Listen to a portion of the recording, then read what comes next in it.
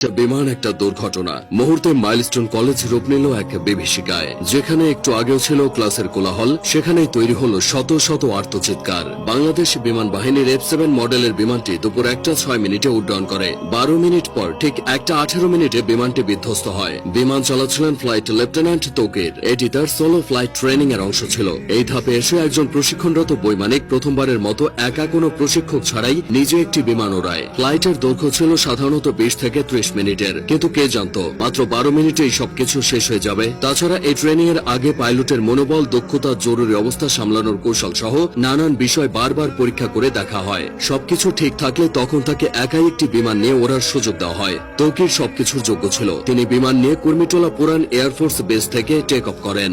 এরপর উত্তরা, দিয়াবাড়ি, বাড্ডা, হাতিরঝিল ও রামপুরার ওপর উঠতে থাকেন। তবে কয়েক মিনিটের মধ্যে কিছু সমস্যা দেখা যায়। সঙ্গে সঙ্গে তৌকির কন্ট্রোল রুমে রিপোর্ট করে জানায় যে তার বিমান আকাশে ভাসছে না, মনে হচ্ছে বিমান নিচের দিকে পড়ে যাচ্ছে। কন্ট্রোল রুম থেকে তাকে জানানো হয় তিনি যেন ইজেক্ট করেন তথা বের হয়ে আসেন। বিমান যখন নিয়ন্ত্রণের বাইরে চলে যায় তখন পাইলট নিজেকে বিমানের বাইরে বের করে আনেন প্যারাশুট সহ। এটি ইজেক্ট, কিন্তু কোনো এক অজানা কারণে তা সম্ভব হয়নি। এদিকে কন্ট্রোল রুমের সাথে পাইলটের যোগাযোগ বিচ্ছিন্ন হয়ে যায়। তার ঠিক 1 থেকে 1.5 মিনিটের মধ্যেই বিমানটি নিয়ন্ত্রণ হারিয়ে উত্তরা মাইলস্টোন স্কুলে বিধ্বস্ত হয়। মূলত স্কুলের আবাসিক ভবনে বিমানটি আছড়ে পড়ে। ভবনটির নাম হায়দার হল। হলের পুরো অংশ ধসে গেছে। বিমানের বড় অংশটা ক্যাম্পাসের মাঝের ফাঁকা অংশে পড়েছিল। বিমানটি একটু পরে আছড়ে পড়লে হয়তো হতাহতের পরিমাণটা কিছুটা কমতো, কারণ ক্লাস শেষের ঠিক পরের সময় বিমানটি আছড়ে পড়েছে। বহু ছেলে মেয়ে ক্লাস শেষে বের হয়ে চলে যেত। যে ভবনে বিমান বাহিনীর প্রশিক্ষণ বিমানটি বিধ্বস্ত হয়েছে সেটি দোতলা ছিল। ক্যান্টিনের পাশেই ওই ভবনটি। ওই ভবনে 2টি তলা মিলিয়ে মোট 16টি ক্লাসরুম আছে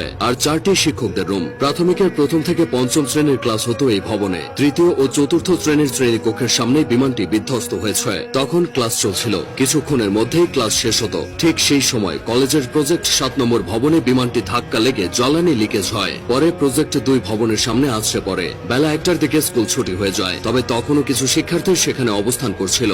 তারাই সবচেয়ে ক্ষতিগ্রস্ত হয়েছে। অনেক অভিভাবক বাইরে থেকে দাঁড়িয়ে শুধু দুর্দশা দেখেছে, কিছুই করার ছিল না। দুর্ঘটনা যা ঘটার তা ঘটে গেলেও কিছু প্রশ্ন থেকে গেছে। স্কুল কলেজ এরিয়ায় বাস ট্রাকের হর্ন আস্তে করার কথা বলা হয়। সেখানে স্কুল এরিয়ায় প্রশিক্ষণ বিমান ওড়ানো নিয়ে বেশ সমালোচনা হচ্ছে।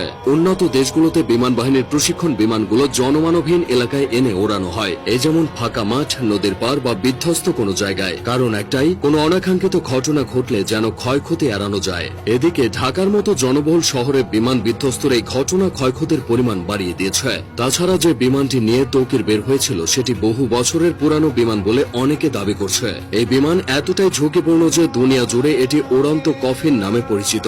এই ধরনের দুর্ঘটনায় রেস্কিউ অপারেশন চালানো কঠিন। মাইলস্টোনের এই ঘটনায় ক্রিকেটার, আলেম ওলামা থেকে শুরু করে রাজনৈতিক অঙ্গন পর্যন্ত সবখানেই শোকের ছায়া নেমেছে। হতাহতের ঘটনায় মঙ্গলবার একদিনের রাষ্ট্রীয় শোক ঘোষণা করা হয়েছে। মাইলস্টোন স্কুল অ্যান্ড কলেজের ইতিহাসে এই ঘটনা দগদগে ক্ষত হয়ে থাকবে।